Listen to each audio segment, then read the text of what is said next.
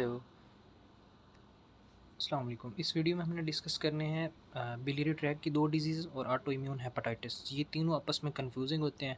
इनके usually steps में भी और बाकी जो एग्ज़ाम्स होते हैं उनमें भी आ रहे होते हैं क्वेश्चंस। अब इनमें हमने देखना है कि इनके फीचर्स की बेस पे हम इनको डिफरेंशिएट कैसे कर सकते हैं। पहली है प्राइमरी स्क्लेरोसिस कोलिंजाइटिस, दूसरी है प्राइमरी बिलियरी कोलिंजाइटिस एंड थर्ड है ऑटो इम्यून हेपेटाइटिस। अब इनके 3 टू 4 जो है वो कैरेक्टरिस्टिक फ़ीचर्स जिनकी बेस पे हम इनको डिफरेंशिएट करेंगे। पहला तो ये होगा कि प्रेजेंटेशन जो है वो मेल है, फीमेल है, उसकी बेस पे हम डिफरेंशिएट करते हैं। अगर मेल होगा तो वो प्राइमरी स्क्लेरोसिस कोलिंजाइटिस है मोस्ट लाइकली, और अगर फीमेल होगी तो वो जो है प्राइमरी बिलियरी कोलिंजाइटिस होगा। फिर जो है कि हमने देखना है ये प्रेजेंटेशन किस तरह है कि पेशेंट प्रेजेंट कैसे कर रहा है। उसमें ट्रायड ऑफ सिम्टम्स के साथ पेशेंट जो है वो प्रेजेंट करता है। अब ट्रायड ऑफ सिम्टम क्या हो सकते हैं?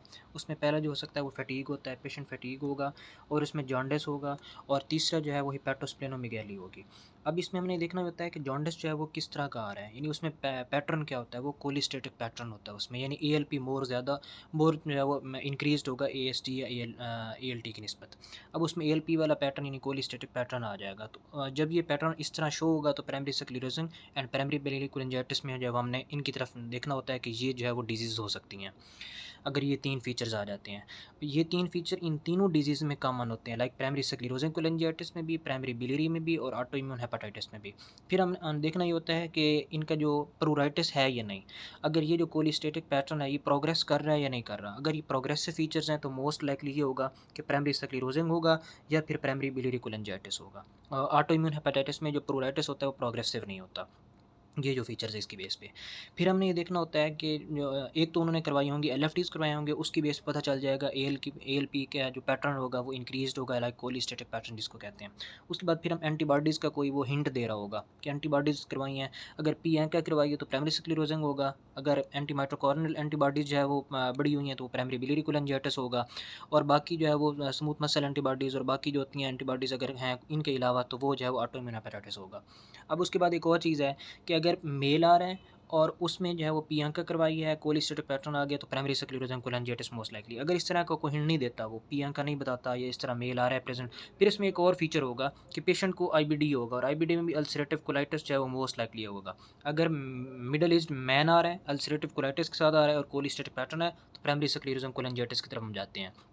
उसके बाद है प्राइमरी बिलियरी कोलिंजाइटिस में क्या होगा, ऑटो इम्यून डिसऑर्डर्स में से कोई एक पैटर्न आ रहा होगा, लाइक जो है वो अपना थायराइडाइटिस हो सकता है, या दूसरी कोई ऑटो इम्यून कंडीशन हो सकती है, एसएलई हो सकती है, इस तरह की कोई भी डिजीज़, लाइक जिस तरह सीकर सिंड्रोम, शोगरन सिंड्रोम हो सकता है। अगर ये होगा तो वो प्राइमरी बिलियरी कोलिंजाइटिस की तरफ जा रहा होगा। थर्ड जो है वो एक और चीज़ इंपॉर्टेंट होती है जो अक्सर स्टेप 2 पे शो कर रही होती है, वो होता है कि इसमें अगर हाइपरट्राइग्लिसरीडीमिया साथ आ रहा है तो वो मोस्ट लाइकली प्राइमरी बिलियरी कोलिंजाइटिस होगा। उसमें ज़ेंथिलिस्मा वाले और ये फीचर्स होते हैं जो डिस्लिपिडीमिया के जो है वो क्लिनिकल फीचर्स हैं। आगे वो क्वेश्चन ये पूछते हैं कि इनमें रिस्क किस चीज़ का बड़ा होता है। प्राइमरी स्क्लेरोसिस कोलिंजाइटिस में कोलेंजियोकार्सिनोमा का रिस्क बहुत ज़्यादा बढ़ जाता है, और प्राइमरी बिलियरी कोलिंजाइटिस के अंदर ऑस्टियोपोरोसिस का रिस्क ज़्यादा बढ़ जाता है। तो ये इसकी बेस पे हमने डिफरेंशिएट इनको करना होता है। आगे इनकी इमेजिंग हम किस तरह कराते हैं। जो गोल्ड स्टैंडर्ड इमेजिंग होती है प्राइमरी स्क्लेरोसिस के लिए वो एमआरसीपी होती है, और जो प्राइमरी बिलियरी और ऑटो इम्यून हेपेटाइटिस है उन दोनों के लिए लिवर बायोप्सी होती है।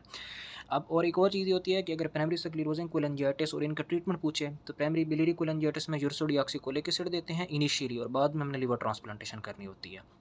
प्राइमरी स्क्लेरोसिस कोलिंजाइटिस के अंदर लिवर ट्रांसप्लांटेशन ही होती है। बाकी सिम्प्टोमेटिक मैनेजमेंट के लिए प्रूराइटिस के लिए आप जो है वो बाइल एसिड देते हो, उनके इनहिबिटर्स और इस तरह कोलेस्टिरामेन और कोलेस्टिपोल। जो ऑटो इम्यून हेपेटाइटिस होता है इसमें एक्यूट लिवर फेलियर के चांसेस ज़्यादा होते हैं। अगर पेशेंट आ रहा है और उसमें जो एएसटी ईएलटी वाला पैटर्न आ रहा है, प्लस जो है इसमें कोलिस्टेटिक पैटर्न नहीं होता, साथ में आर्थरेल्जियाज आ रहे हैं, फीमेल है, साथ में उसको ऑटो इम्यून कंडीशंस हैं, तो ऑटो इम्यून हेपेटाइटिस होगा, और इसका ट्रीटमेंट भी जो है वो लिवर ट्रांसप्लांटेशन ही होती है। तो इनकी फीचर्स की बेस पे आपने डिफरेंशिएट करना होता है। सम अप ये होता है कि अगर मिडिल एज मैन आ रहा है विद आईबीडी और उसको जो है वो कोलिस्टेटिक पैटर्न आ रहा है तो प्राइमरी स्क्लेरोसिस कोलिंजाइटिस होगा। अगर मिडिल एज फीमेल आ रही है उसको कोलिस्टेटिक पैटर्न है, साथ में अगर कोई और हिंट दे रहा है कि लाइक जो एंटी थायरोग्लोबुलिन एंटीबॉडीज़ पॉजिटिव हैं, एएनए पॉजिटिव है, यानी कि ऑटो इम्यून कंडीशंस, तो उसमें प्राइमरी बिलियरी कोलिंजाइटिस होगा। ऑटो इम्यून हेपेटाइटिस के अंदर ये होगा कि कोई ऑटो इम्यून कंडीशन साथ में होगी, और साथ में जो है वो एक्यूट लिवर फेलियर, यानी कि इसमें किसी और प्राइमरी स्क्लेरोसिस और प्राइमरी बिलियरी कोलिंजाइटिस के फीचर्स नहीं होंगे। इसमें जो है वो लेकिन परसिस्टेंट एलिवेशन होगी एएलटी और एएसटी की, और साथ में एंटीबॉडीज़ दे तो वो ईज़ी हो जाएगा उनको पिकअप करना। तो इसकी बेस पे जो है वो हम डिफरेंशिएट करते हैं और उनकी मैनेजमेंट होती है।